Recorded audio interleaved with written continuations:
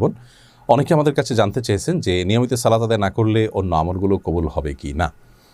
এই প্রশ্নের উত্তর আমরা এক কথায় দিতে পারবো না, একটু বিস্তারিত বলতে হবে। কারণ সালাতের অবস্থান ইসলাম শরিয়াতে কি, সালাত আদায় যদি কেউ না করেন ইচ্ছাকৃতভাবে, তাহলে সে ব্যক্তি ইসলামে থাকছেন নাকি ইসলাম থেকে খারিজ হয়ে যাচ্ছেন, এটির উপর নির্ভর করবে তার অন্যান্য আমলগুলো কবুল হবে কি হবে না সেটির উত্তর।